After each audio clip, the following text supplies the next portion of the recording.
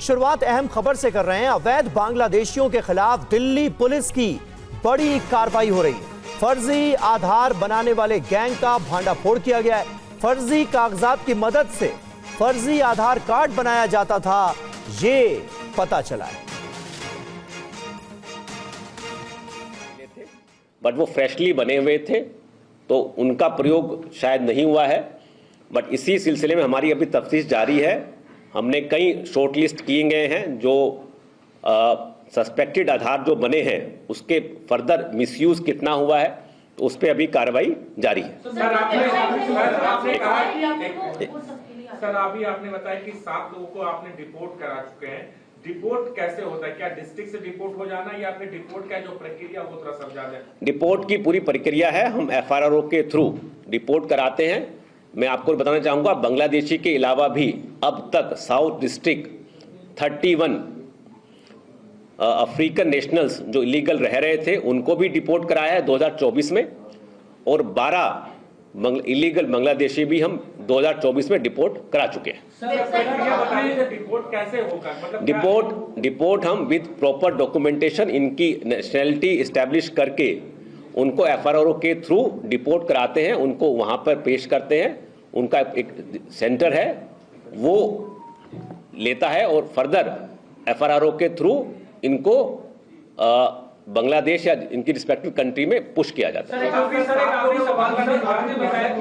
लगवाता था और उसके एवज में पैसे लेता था। क्या जब तक नौकरी करता रहता था तब तक पैसे देता रहता था या एक बार उसको पैसा देना होता था? ये रेगुलर इनफ्लोस का था जब तक वो नौकरी। सर कई बार जांच में कुल कितने बांग्लादेशी सामने आए हैं? टोटल कितने बांग्लादेशी आए बताया हो कि कितने लोगों को ये अब तक इस तरीके से अवैध तरीके से ला चुके हैं? अभी जो नंबर बताया है अब तक हम जब तक उसको वेरीफाई ग्राउंड पे नहीं कर लेंगे वो स्पेकुलेशन है।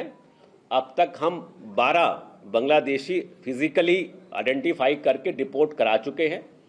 काफ़ी अभी वेरिफिकेशन प्रोसेस में है क्योंकि जब तक हमको इनकी नेशनैलिटी के डॉक्यूमेंट नहीं मिल पाते तो हमारा सिर्फ वो सस्पेक्ट माना जाएगा, इसलिए वो प्रोसेस भी जारी है। उस प्रोसेस को हम जैसे ही कंप्लीट करेंगे वो नंबर भी फाइनल होते ही हम आपको शेयर करेंगे कितने। और अगली खबर का रुख कर रहे हैं। TV9 के फर्जी वोटर्स खुलासे पर बीजेपी का आम आदमी पार्टी पर हमला। दिल्ली बीजेपी ने आम आदमी पार्टी के खिलाफ पोस्टर जारी किया है। आपको फर्जी वोटर्स से लगाव है, बीजेपी ने ये कहा है। बीजेपी ने पोस्टर में लिखा, वोटर लिस्ट में स्कैम 2024। आप दिल्ली में वोटों का फर्जीवाड़ा कर रही है। वोट फर्जीवाड़ा कर सत्ता बचाने की कोशिश कर रही है आम आदमी पार्टी। मकान मालिक को पता नहीं घर के पते पर सैकड़ों वोटर्स हैं।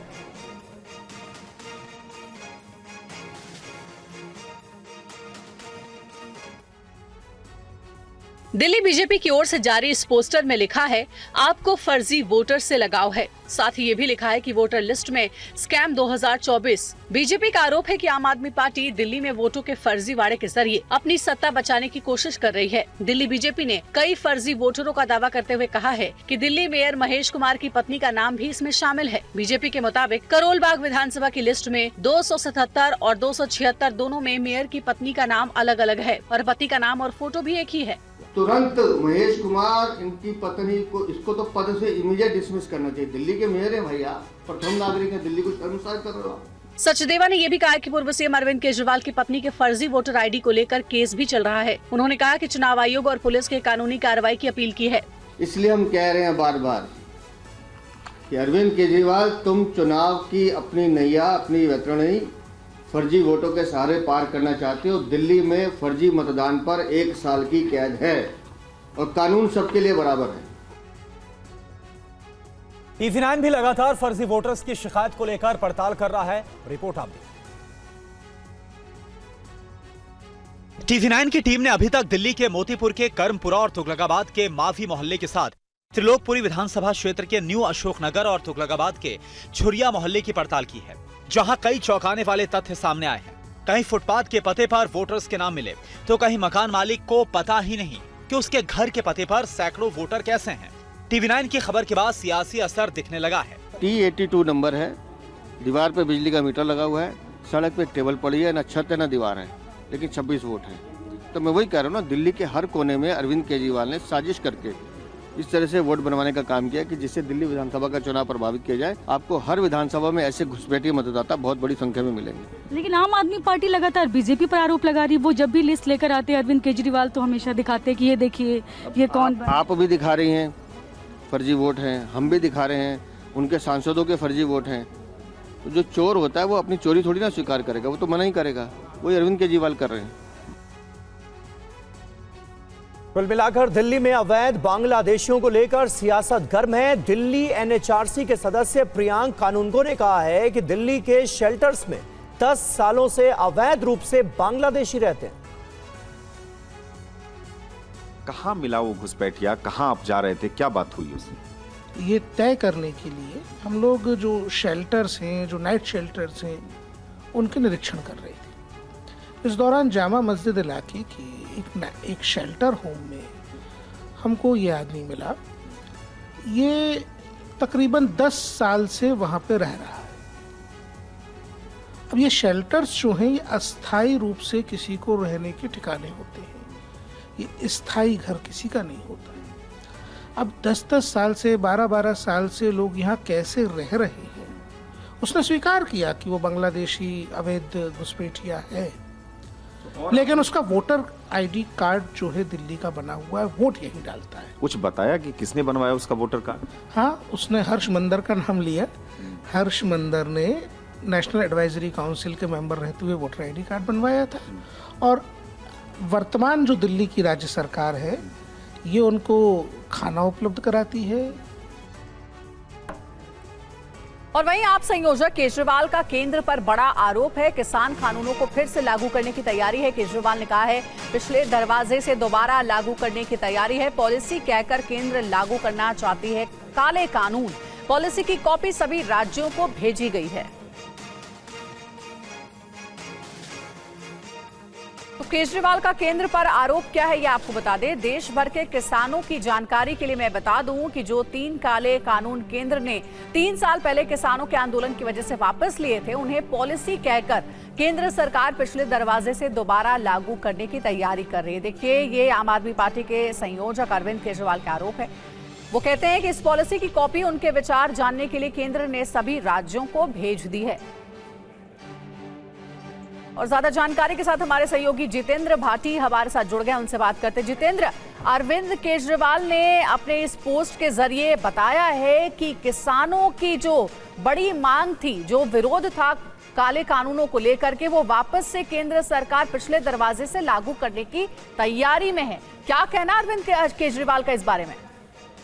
बिल्कुल, देखिए, अरविंद केजरीवाल ने जो सोशल मीडिया एक्स पर ट्वीट किया है और वहां पर पोस्ट करते हुए उन्होंने कहा है कि जिन 3 जो कानून थे जिनकी खिलाफत किसानों ने की थी 13 महीने तक बॉर्डर्स पे बैठे हुए थे और उस वक्त वापस ले लिया गया था, अब पिछले दरवाजे से उनको पॉलिसी के यानी कि नीति के तहत लाने की कोशिश की जा रही है, नीति बनाकर लाने की कोशिश की जा रही है।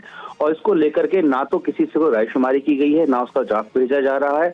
कुल मिलाकर उन्होंने पंजाब के जो किसान हैं उनका भी जिक्र किया और कहा कि वो इतने समय से यहाँ पर बैठे हुए हैं, उनकी सुध नहीं ली जा रही है, अगर कुछ होता है तो उसके लिए भी केंद्र सरकार जिम्मेदार है। और ये सिलसिला शुरू कैसे हुआ? शुरू हुआ जो केंद्रीय कृषि मंत्री हैं शिवराज सिंह चौहान, उन्होंने दिल्ली की मुख्यमंत्री को पत्र लिखा था और उसके बाद में उसका जवाब आतिशी ने भी दिया। उसके बाद फिर अरविंद केजरीवाल का एक ट्वीट आया है और उसमें इन्होंने कहा है कि जिस कानून जो किसानों की आप बात करते हैं लेकिन आपको खुद उनकी परवाह नहीं है, और जिन कानूनों के लिए उनकी खिलाफत के लिए किसानों ने बड़ा आंदोलन किया था तब उनको वापस लिया गया था, अब उन्हें नीति यानी कि पॉलिसी का अमली जामा पहनाकर पिछले दरवाजे से लागू करने की कोशिश की जा रही है। तो बड़ा हमला जो है वो अरविंद केजरीवाल ने केंद्र सरकार पर और उसकी नीतियों पर किया है। और इस पोस्ट के जरिए बड़ा हमला केंद्र सरकार पर कि वो कानून जिन्हें वापस लिया गया था एक बड़े आंदोलन के बाद, अब पॉलिसी बताकर उन्हें लागू करने की तैयारी में है सरकार। इस बीच शिवराज सिंह चौहान की चिट्ठी का आतिशी ने जवाब दिया है। बीजेपी के समय सबसे ज्यादा किसानों का बुरा हाल, यह आतिशी की तरफ से कहा गया। दिल्ली के मुख्यमंत्री की तरफ से बीजेपी का किसानों के बारे में बात करना वैसा ही है जैसे दाऊद अहिंसा पर प्रवचन दे रहा हो। पंजाब में किसान आमरण अनशन पर बैठे हैं, मोदी जी से कहिए उनसे बात करें, किसानों से राजनीति करना बंद करो।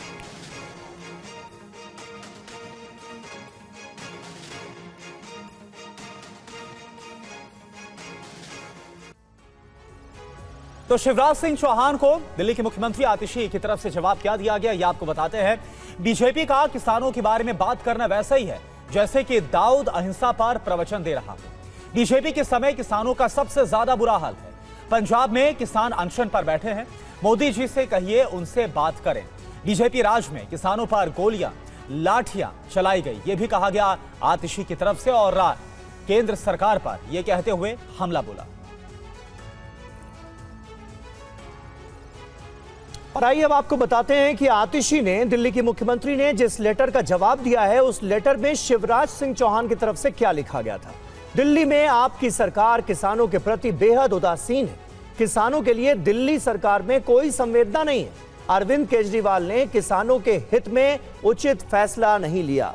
केजरीवाल ने हमेशा चुनावों से पहले बड़ी घोषणा कर राजनीतिक लाभ लिया। केजरीवाल ने हमेशा किसानों के साथ धोखा किया है। केंद्र सरकार की योजनाओं को दिल्ली में लागू नहीं किया गया। दिल्ली के किसान योजनाओं के लाभ से वंचित हो रहे हैं। इन तमाम बातों का जिक्र कृषि मंत्री की तरफ से किया गया था, जिसका अब आतिशी ने जवाब दिया।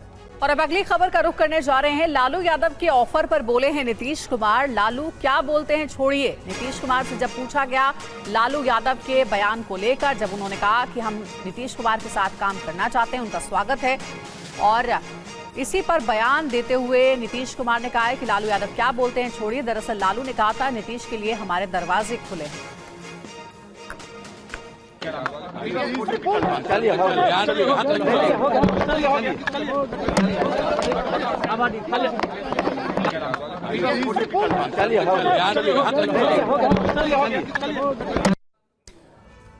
और देखिए लालू प्रसाद यादव के ऑफर पर तेजस्वी यादव ने बयान दिया है। वो क्या बोल रहे हैं। तेजस्वी यादव की तरफ से कहा गया कि मीडिया के सवालों पर लालू ने बयान दिया। मीडिया को शांत करने के लिए बयान दिया गया। ये तेजस्वी यादव की तरफ से बयान दिया गया।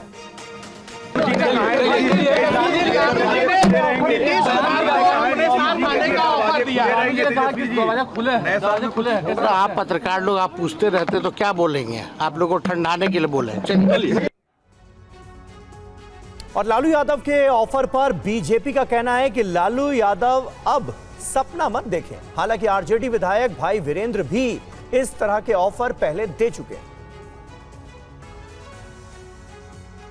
बिहार में लालू प्रसाद यादव के एक बयान ने बिहार का सियासी पारा गर्म कर दिया है। लालू यादव ने एक बयान में नीतीश कुमार को ऑफर दिया है। उन्होंने कहा है कि नीतीश कुमार के लिए हमारे दरवाजे हमेशा खुले ही हैं। उन्होंने कहा था कि नीतीश साथ में आए तो मिलकर काम करेंगे। लालू के बयान पर बीजेपी ने कहा है कि वो सपना देख रहे हैं। नीतीश कुमार अब लालू और तेजस्वी यादव को माफ नहीं करेंगे। लालू राजद के शासन में घपले घोटाले का रहा बहार, इसलिए अब कभी नहीं बिहार में बनेगा तेजस्वी सरकार। इसलिए आप सपना मत देखिए, अब अपने अंतिम काल के आनंद लीजिए। इसके पहले आरजेडी विधायक भाई वीरेंद्र भी नीतीश को ऑफर दे चुके हैं। राजनीति में न कोई परमानेंट दोस्त होता है, न परमानेंट कोई दुश्मन होते हैं। इसलिए होता रहा है, हो सकता है हो। सांप्रदायिक शक्तियों को छोड़कर आते हैं और उनका भी मन भर चुका है सांप्रदायिक शक्तियों से रहकर। देशद्रोहियों के साथ नहीं रहने की इच्छा है तो आए तो निश्चित रूप से हम। लेकिन सर, और बिहार की सियासी चर्चाओं से रुख करते हैं महाराष्ट्र की सियासत का, क्योंकि यहां से जुड़ी बड़ी खबर आपको बता दें। पंढरपुर मंदिर में अजित पवार की मां की मन्नत, शरद और अजित के एक होने की मन्नत मांगी है। नए साल पर दर्शन के लिए गई थी अजित की मां और एक होने की जो मन्नत है वो इस मंदिर में मांगी। क्या अजित पवार और शरद पवार सभी गिले शिकवे भुलाकर एक हो जाएंगे? अजित पवार की मां आशा ताई ने नए साल के मौके पर भगवान विट्ठल से दोनों परिवार को एक होने के लिए प्रार्थना की है। आशा ताई ने क्या कहा, आइए सुनते हैं। सगळे वाद संपू दे देवाला सांगितले, पांडुरंगाला दाराच्या मागची सगळी जाऊ दे। आता या पद्धतीने सगळीकडनं संवाद सुरू व्हायला लागले। लवकरात लवकर या वर्षात व्हावं असं वाटतंय। शरद पवार आणि अजितदादा एकत्र यावे। हो। आशाताई पवार के बयान के बाद से सियासी गलियारों में सुगबुगाहट शुरू हो गई है। अजित गुट के अंदर से भी एकजुट होने की बात उठने लगी है। आम्ही जरी राजकीय आमचा काही वेगळा मार्ग स्वीकारला असेल तरीही आम्हाला पवार साहेबांच्या बद्दल सदैव आदर राहिलेला आहे, राहणार आहे। आणि त्यामध्ये जर एकत्र आले किंवा त्यांच्या कुटुंब पवार कुटुंब एक झालं तर आम्हाला अत्यंत आनंदच वाटेल. और एनसीपी शरद पवार गुट ने 8 और 9 जनवरी को पार्टी नेताओं, सांसदों और विधायकों की एक बैठक बुलाई. एक तरफ महाराष्ट्र में पवार परिवार को एकजुट करने के लिए मन्नतें मांगी जा रही हैं, सियासी गलियारों में हलचल तेज है. वहीं राष्ट्रवादी कांग्रेस पार्टी शरद पवार गुट ने 8 और 9 जनवरी को मुंबई के YB चौहान सेंटर में बड़ी बैठक बुलाई है. इस मीटिंग में पार्टी पदाधिकारियों, विधायकों, सांसदों को बुलाया गया है. ऐसे तो ये बैठक महानगर पालिका चुनाव को लेकर है. कयास लगाए जा रहे हैं कि इस बैठक में शरद पवार अपने नेताओं से अजित पवार की एनसीपी के साथ जाने और मर्जर को लेकर फायदे नुकसान पर चर्चा कर सकते हैं. बड़ी बात यह है कि अगर शरद पवार इंडिया गठबंधन का साथ छोड़कर अजित पवार के साथ विलय करेंगे तो उन्हें महायुति गठबंधन और बीजेपी का सहयोगी बनना होगा. सोर्सेज से खबर है कि ये खुद शरद पवार ऐसा नहीं करना चाहते, लेकिन उनकी पार्टी के कई नेता लगातार उनसे और सुप्रिया सुले से अजित पवार के साथ मिल जाने का निवेदन कर रहे हैं.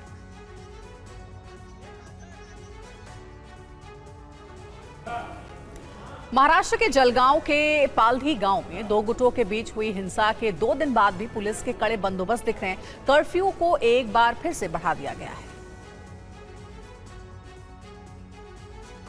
पालधी गांव में 2 दिन के बाद भी सन्नाटा है. सड़कें सुनसान है. प्रशासन हालात पर कड़ी नजर रख रहा है. कर्फ्यू के दौरान हर आने जाने वाले की जांच हो रही है. हालात को देखते हुए आज सुबह 6 बजे तक इलाके में कर्फ्यू लगाया गया था, जिसे बढ़ाकर आज रात 8 बजे तक के लिए कर दिया गया है. इस बीच प्रशासनिक अधिकारी कई इलाकों में हिंसा के दौरान हुई आगजनी से नुकसान का जायजा लेते नजर आए. तस्वीरों में देख सकते हैं कि कई टूटे फूटे फ्रिज भी सड़कों पर बिखरे पड़े हैं. दुकानें खाक हो चुकी हैं. इस आगजनी में लाखों की संपत्ति के नुकसान का दावा है. हिंसा की घटना को लेकर अभी तक 2 अलग अलग मामले दर्ज किए गए हैं, जिसमें जानकारी के मुताबिक 7 लोगों को गिरफ्तार किया गया, जबकि कुल 20 से 22 अज्ञात लोगों के खिलाफ मामला दर्ज किया गया है, जिनकी तलाश जारी है.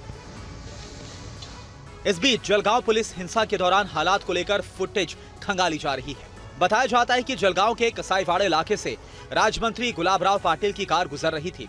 तभी मंत्री के ड्राइवर और स्थानीय लोगों के बीच रास्ता देने को लेकर हिंसा भड़की. घटना के समय गुलाबराव पाटिल अपनी कार में नहीं थे. और चलिए आगे बढ़ते हैं. भोपाल गैस त्रासदी के 40 साल के बाद यूनियन कार्बाइड से जहरीला कचरा निकाला गया. कचरे को धार के पीथमपुर में नष्ट किया जाएगा. आखिरकार दुनिया की सबसे बड़ी त्रासदी भोपाल गैस कांड के लिए जिम्मेदार यूनियन कार्बाइड फैक्ट्री के जहरीले कचरे को 40 साल के बाद शहर से बाहर कर दिया गया. यूनियन कार्बाइड फैक्ट्री के अंदर मौजूद 337 मीट्रिक टन जहरीले कचरे को धार के पीथमपुर भेज दिया गया है. भारी सुरक्षा के बीच बुधवार की रात करीब 9 बजे 12 कंटेनर में लाद कर इन्हें राजधानी भोपाल से बाहर ले जाया गया. इन कंटेनर्स के साथ साथ सुरक्षा के लिहाज से पुलिस, एम्बुलेंस और दमकल की गाड़ियां भी तैनात रही. यह एक खासतौर पे औद्योगिक कचरा था जो औद्योगिक त्रासदी थी 40 साल पहले हुई थी, उसके कुछ अवशेष में से था. और इस अवशेष को समाप्त करने की दिशा में आज का दिन बड़ा निर्णायक है, जहां पर पहुंचा करके इसको निर्धारित प्रक्रिया से, निर्धारित एसओपी के अंतर्गत इस अंतिम अवशेष को आज नष्ट कर दिया जाएगा. आपको बता दें कि जहरीला कचरा Pithampur industrial waste management private limited में नष्ट किया जाएगा. यह खतरनाक जहरीला कचरा जिस जगह नष्ट किया जाएगा वहां पर काफी सावधानी बरती जा रही है. जहरीले कचरे को नष्ट करने के लिए विशेष भट्टी बनाई गई है. और दिल्ली के बेकरी कारोबारी पुनीत सुसाइड मामले में एक सीसीटीवी फुटेज सामने आया है, जिसकी जांच की जा रही है. इस बीच पुनीत के परिवार वालों ने उसकी पत्नी और उसके मायके वालों पर बहुत गंभीर आरोप लगाए. सीसीटीवी की तस्वीरें अगस्त 2023 की बताई जाती हैं. इस वीडियो में मनिका पाहवा और पुनीत दोनों के बीच झगड़ा होता सुनाई दे रहा है. मनिका दरवाजे के पास कुर्सी पर बैठी होती है, वहीं पुनीत कुछ दूरी पर बैठा होता है. इस बीच तेज आवाज में पुनीत को मनिका लगातार धमका रही होती है. पुनीत को वो गालियां भी दे रही होती है. हालांकि पुलिस अभी सीसीटीवी की जांच करेगी और ये पता लगाने की कोशिश करेगी कि क्या इस सीसीटीवी फुटेज से इस मामले का कोई लेना देना है या फिर नहीं. इतना ही नहीं, इसमें जो आवाज सुनाई दे रही है उसकी भी जांच की जाएगी. आपको बता दें कि दिल्ली के मॉडल टाउन थाने के कल्याण विहार इलाके में 31 दिसंबर की रात पुनीत खुराना ने सुसाइड किया था. वुडबॉक्स कैफे के बेकरी कारोबार में पत्नी मनिका के पार्टनर भी थे. दोनों के बीच तलाक का केस चल रहा था. बताया जाता है कि पुनीत और मनिका की शादी 2016 में हुई, लेकिन शादी के 1.5 साल के बाद दोनों के बीच रिश्ता खराब होने लगा. पुनीत के परिजनों का आरोप है कि सुसाइड से पहले पुनीत ने करीब 1 घंटे का वीडियो बनाया था जो उसके मोबाइल में है. पुलिस ने वो मोबाइल सीज कर लिया है. वीडियो उन्हें नहीं दिया गया है। और देखिए दिल्ली से खबर है। दिल्ली में फर्जी वोटर को लेकर टीवी9 के खुलासे पर बीजेपी सांसद मनोज तिवारी ने कहा है ये बड़ी साजिश है, ये लोकतंत्र की चोरी है। आप सुनिए उन्होंने क्या कहा इस मामले पर। बीजेपी सांसद मनोज तिवारी जी हमारे साथ है। सर, टीवी9 भारतवर्ष ने खुलासा किया है फर्जी वोटर्स पर। लगातार हम लोग एक एक घर में एक एक जगह पर जा रहे हैं और देख रहे हैं, तो हमने देखा है मोती नगर, तुगलकाबाद और त्रिलोकपुरी, 3 जगहों पर हमने देखा है तो एक घर में 60-60 फर्जी वोटर्स पाए गए। देखिए, दिल्ली के लोग अक्सर हैरान होते थे कि भाई हम सब कुछ करते हैं, कोई अरविंद केजरीवाल के धोखे से बचा नहीं, फिर ये चुनाव जीत कैसे जाते हैं। इस बार थैंक्स टू चुनाव आयोग कि उन्होंने जो लोगों की समस्याएं आई, लोगों की शिकायतें आई, उसके आधार पे छानबीन करना शुरू किया। और अब ऐसा बड़ा बड़ा साजिश दिख रहा है। जिस दिन अरविंद केजरीवाल इस शिकायत के बाद चुनाव आयोग दौड़ के गए उनको बचाने के लिए, तभी हमें पता चल गया था कि दाल में काला नहीं, दाल ही काली है। आज आप सोचिए, एक कमरे में रहते 6 लोग हैं और उनके उसी एड्रेस पे 66 लोग का वोट है और मकान मालिक को पता नहीं है। तो वो बीएलओ कौन है, वो अधिकारी कौन है, इन सब लोगों को कड़ी से कड़ी सज़ा होनी चाहिए। इन लोगों को जेल में भेजना चाहिए, इनको कड़ी सज़ा होनी चाहिए, ऐसा मेरा मानना है, क्योंकि ये सीधे सीधे लोकतंत्र की लूट है। नागपुर पुलिस ने 41 लाख से ज्यादा कैश जब्त किया है। नए साल पर नाकेबंदी के दौरान पुलिस को यह सफलता मिली है। नोटों की ये गड्डियां नागपुर पुलिस ने जब्त की हैं। इनकी गिनती की गई तो ये 41,67,300 रुपए पाए गए। पुलिस के मुताबिक 2 लोग इन दोपहिया गाड़ियों से इन पैसों को लेकर जा रहे थे। पुलिस ने लोगों को नए साल पर महल इलाके में नाकेबंदी के दौरान रोककर जांच की। पुलिस ने गाड़ी में छिपाकर रखे गए पैसों का जब रिकॉर्ड मांगा तो आरोपियों ने रिकॉर्ड देने से इनकार कर दिया। इसके बाद दोनों आरोपियों को पुलिस ने गिरफ्तार कर लिया। अब पुलिस इस मामले की तफ्तीश कर रही है कि आखिर ये रुपए कहां से आए। पुलिस को शक है कि ये पैसे हवाला कारोबारियों के हो सकते हैं।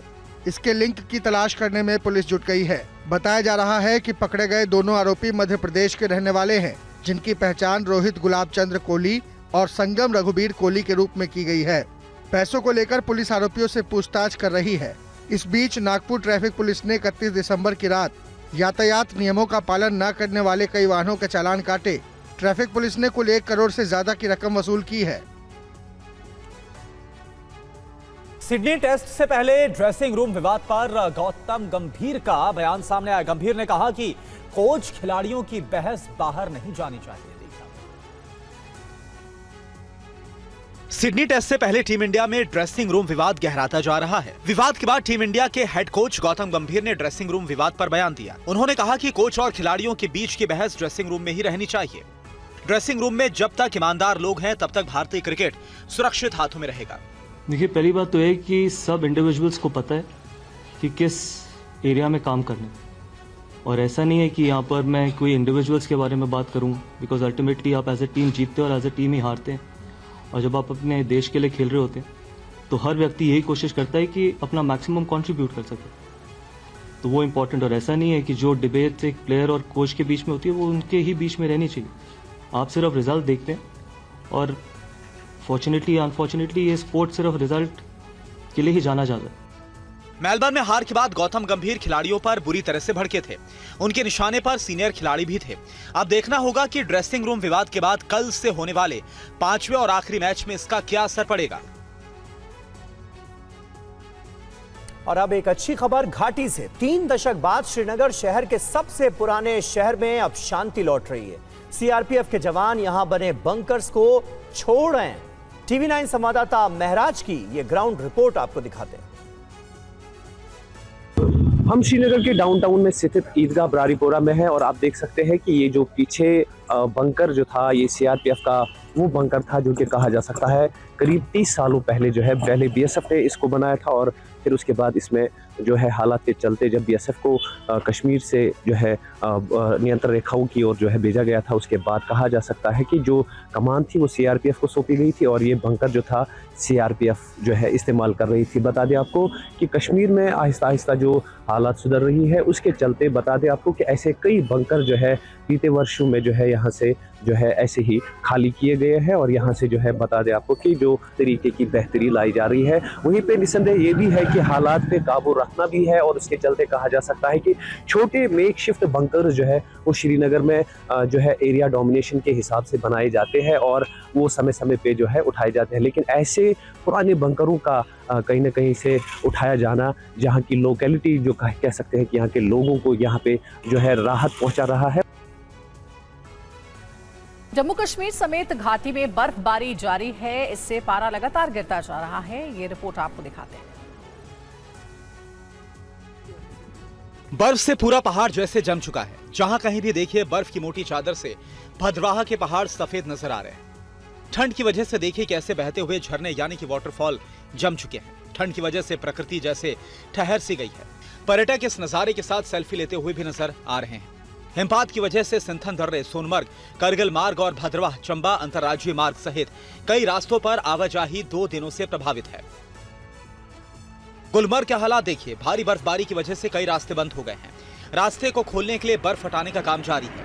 गुलमर्ग के साथ ही कुपवाड़ा में बर्फ हटाने की मशीनें लगाई गई हैं।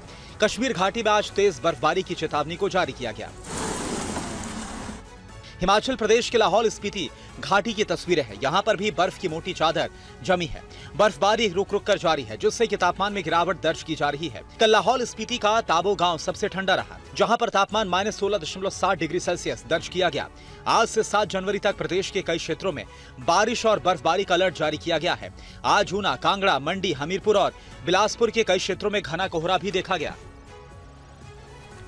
और वहीं मैदानी इलाकों की बात की जाए तो उत्तर भारत में कड़ाके की ठंड पड़ रही है। आज दिल्ली समेत कई राज्यों में धुंध और शीतलहर का कहर देखने को मिला। कोल्ड वेव का यह असर है। आज सुबह से ही दिल्ली धुंध में लिपटी नजर आई। विजिबिलिटी काफी कम नजर आई है, जिससे कई हिस्सों में लोगों को मुश्किलों का सामना करना पड़ा। इस बीच 5 से 6 जनवरी को बारिश की संभावना जताई गई है। इससे आने वाले समय में ठंड और बढ़ सकती है। उत्तर भारत के राज्यों समेत उत्तराखंड में बर्फबारी की वजह से राजधानी दिल्ली सहित लखनऊ, पटना और भोपाल में भीषण ठंड का असर दिख रहा है। भोपाल के महाराणा प्रताप नगर की ये तस्वीरें हैं, जहां पर घना कोहरा देखा गया। वाराणसी कैंट रेलवे स्टेशन की ये तस्वीरें हैं, जहां पर ठंड का असर साफ साफ देखा जा सकता है। कई ट्रेनें आज कोहरे की वजह से देरी के साथ चली और इसकी वजह से लोगों को ठंड में मुश्किलों का सामना करना पड़ा। वाराणसी में कई जगह लोग अलाव के सहारे ठंड से मुकाबला करते नजर आए। वहीं गंगा किनारे धुनी रमाने वाले साधु अपनी धुनी के सहारे नजर आए। यूपी के अलीगढ़ की ये तस्वीरें हैं, जहां पर शहर में शीतलहर और कोहरे के कारण विजिबिलिटी काफी कम रही। मुरादाबाद और कानपुर में भी कमोबेश यही स्थिति रही। पंजाब की राजधानी चंडीगढ़ में भी सुबह सुबह सैर पर निकले लोगों को धुंध और शीतलहर का सामना करना पड़ा। तापमान लगातार गिर रहा है। 4 जनवरी से पंजाब के 12 जिलों में बरसात का अलर्ट है। और कोहरे की वजह से आज राजस्थान के दौसा में दिल्ली मुंबई एक्सप्रेस वे पर बड़ा हादसा हुआ। हादसे में 45 से ज्यादा लोग घायल हो गए।